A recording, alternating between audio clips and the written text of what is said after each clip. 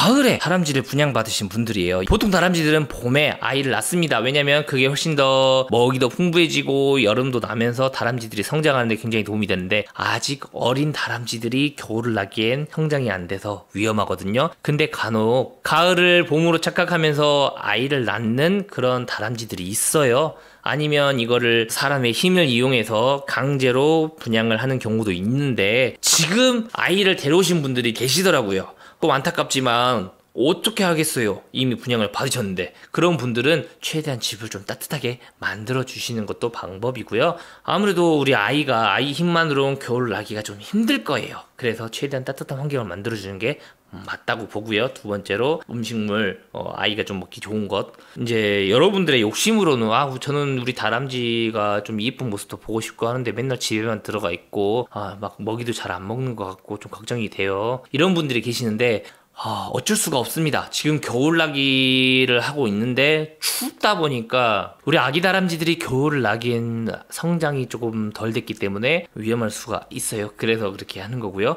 정말 아기 다람쥐 때 귀엽죠? 그래서 좀 만져도 보고 싶고 우리 다람쥐 사진도 찍고 싶고 하는데 활동성이 너무 없는 것 같아요 하고 걱정을 하시는데, 이거는 어쩔 수가 없습니다. 올해는, 그리고 내년 따뜻한 봄이 오기 전까지는 최대한 다람쥐를 보살펴 주는데 신경을 쓰시고, 핸들링이나 좀 다람쥐와 친해지기는 미뤄두세요. 내년 봄까지. 그게 다람쥐를 위해서 좋습니다. 괜히 다람쥐가 예민한 시기 때 한번 만져보려고 다가갔다가 다람쥐에게 이 사람은 적이다, 나를 보호해주는 사람이 아니라 나를 괴롭히는 사람이다 라고 인식을 해버려서 다람쥐와 많이 멀어질 수가 있거든요. 제가 권장해드리는 방법은 집을 너무 뜨겁게 말고 20도 정도 되는 온도로 조금 더 높이는 게 좋겠죠, 아이니까. 그런 온도를 좀 유지해 주시고 다람쥐를 보살펴 주는데 집중을 해주세요. 지금 당장 안 친해지셔도 됩니다.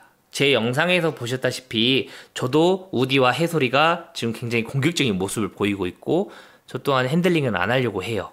이렇게 물리니까, 이것처럼 물리니까. 무슨 말인지 아시겠죠? 다람쥐와 친해질 수가 없는 환경입니다. 다람쥐가 저를 적으로 생각하는 게 아니라는 걸 처음에 설명드렸다시피 이 시기 때는 다람쥐와 친해지지 않는다고 해서 멀어지는 게 아닙니다. 봄이 오면 우리 다람쥐는 다시 귀여운 모습으로 돌아올 테니까 지금은 친해지는 걸 좀 밀어두시고 우리 다람쥐가 건강하게 겨울을 날 수 있도록 보살펴 주시고, 어떻게 하면 조금 더 따뜻한 케이지를, 그리고 보온이 잘 되는 케이지를 만들 수 있을지, 아니면 우리 집이 외풍이 있는 건 아닌지 돌아보시는 기간이면 좋겠어요. 아무래도 우리 다람쥐를 위해서 외풍을 막다 보면 따뜻한 집이 되는데 문제가 있습니다. 아직 여기 끝난 게 아니에요. 제가 빠뜨린 내용이 있는데, 집이 따뜻하면 건조해집니다. 건조해지면 가습기를 돌려야 됩니다. 가습기를 돌리면 습도가 높아지면서 곰팡이가 생깁니다. 지금 이 케이지는 따뜻한데 방 전체가 습해지고, 그러다 보면은 이 케이지 뒤편은 정말 습해지겠죠. 그러면 곰팡이가 생길 수도 있어요. 이런 곰팡이가 생기지 않도록 환기 한 번씩 시켜주셔야 돼요. 겨울이고 추우니까 무조건 창문 닫는다, 이게 아니라 아침 일찍 창문 한번 샥 열어서 온도 습도 한번 뒤집어 엎어주시고, 그 다음 창문 닫은 다음에 다시 난방 키셔도 돼요. 그리고 너무 건조해지면 우리 아이들, 여러분도 마찬가지 좀 코피 납니다. 코가 건조해지면 코피가 나요. 두 번째로 바이러스 증식이 굉장히 됩니다. 습할수록 곰팡이가 늘어나지만 건조하면 바이러스가 늘어난다고 해요. 곰팡이는 어떻게 보면 호흡기 질환으로 끝날 수 있지만 바이러스는 엄청난 그 이상의 안 좋은 게 생길 수도 있겠죠. 그래서 적당한 습도 40도에서 60도 사이를 지켜주시는 게 가장 좋고요. 온도 18도에서 28도 사이, 이렇게 생각하시면 될 것 같아요. 근데 약간 벗어나도 괜찮아요. 우리 보통의 다람쥐들, 건강한 다람쥐들의 경우에는 약간 벗어나도 괜찮습니다. 자연에 있는 다람쥐는 영하권까지도 견뎌내는데 약간 변동이 있다고 해서 큰일이 나겠습니까? 다만 최대한 그 온도에 가깝게 유지를 시켜주셔야 우리 다람쥐가 조금이라도 아프지 않고 건강하게 겨울을 날 수가 있어요. 근데 뭐 28도라고 해서 28도까지 올려달라는 건 아닙니다. 이거는 평균 온도지, 여름에 28도가 좋다는 거지 겨울에도 28도를 만들어 달라는 건 아니에요. 겨울에는 춥게, 여름에는 덥게, 그게 가장 건강한 활동입니다.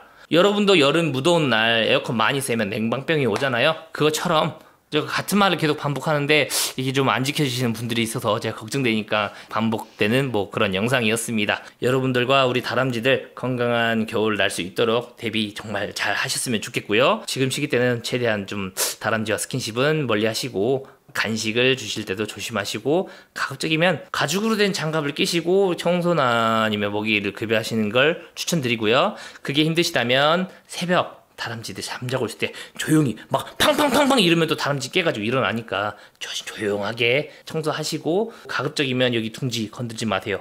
보금자리 안에 지금 껍질이 좀 난리 났을 거예요. 가급적이면 건들지 마세요. 이거는 일기장이에요. 일기장. 우리 아들딸의 일기장. 일기장 궁금하시죠? 한번 열어보고 싶으시죠? 근데 안에 우리 아들딸이 있는데, 방에 있는데 앞에서 일기장 여러분한테 생각해보세요. 아들딸들이 가만히 있겠습니까? 반항하겠죠. 자, 그겁니다. 전 재산이기도 하면서 일기장이에요. 보여주고 싶지 않아요. 아직 우리 다람쥐들은 여러분들에게 우리 보금자리를 보여줄 준비가 되지 않았어요. 그러니까 놔두세요. 그냥. 지저분하면 어떻습니까? 지금 우리 해솔이나 우리 우디도 지금 사실 조금 더러운 상태인데 좀 지저분하면 어때요? 이때 이 시기 때는 좀 지저분하게 살아도 됩니다. 껍질 좀 흘렸다고 해서 뭐 큰일 나는 거 아니니까 그게 여러분들한테도 편해요. 저도 아침에 일어나면 눈 뜨자마자 하는 게 청소거든요. 아니면 자기 전에 잠들기 전에 한 청소라든지. 오늘 영상의 가장 핵심입니다. 우리 다람쥐들이 여러분들을 공격했다, 아니면 우리 다람쥐들이 좀 사나운 모습을 보였다, 이런 것들이 여러분들이 싫어서가 아니에요. 절대 여러분들이 싫은 게 아니니까 걱정 마시고 편안한 겨울 나시기 바랍니다. 사실 다람쥐를 키울 때 이 시기가 여러분들의 방학이에요. 마음을 바꿔서 하시면 정말 편하게, 이 시기 때 외출도 하기 편해요. 자고 있잖아요. 그냥 좀 방만 어느 정도 유지되게끔만 만들어 주시고 편하게 외출하셔도 됩니다. 어차피 자고 있으니까 걱정이 안 돼요. 다만 장시간 외출하실 땐 좀 걱정이 되실 수도 있으니까 가급적이면 장시간 외출은 좀 피하시고요. 하루 반나절 이런 게 아니라 뭐 2박 3일 3박 4일 이러면 좀 걱정이 되실 수가 있겠죠. 뭐 이렇게 뭐 하루 반나절 정도는 편하게 돌아다니시고 저처럼 좀 안전하게 갇혀 놓는다면 걱정 없겠죠. 여러분들의 도움을 드릴 수 있는 한도 내에서 제가 아는 정보들을 좀 탈탈 털어본 것 같아요. 저보다 더 많은 정보를 가지고 계신 분이 계실 수도 있고 제가 기억이 나지 않아서 뭐 지금 이 순간 이야기를 하지 못했을 수도 있는 뭐 그런 내용들이 있을 수도 있습니다. 빠진 내용이 있다면 뭐 댓글에 좀 이렇게 남겨주셔서 우리 많은 다람쥐를 키우고 계신 분들과 정보를 교환하는 그런 좀 시간이 됐으면 좋겠고요.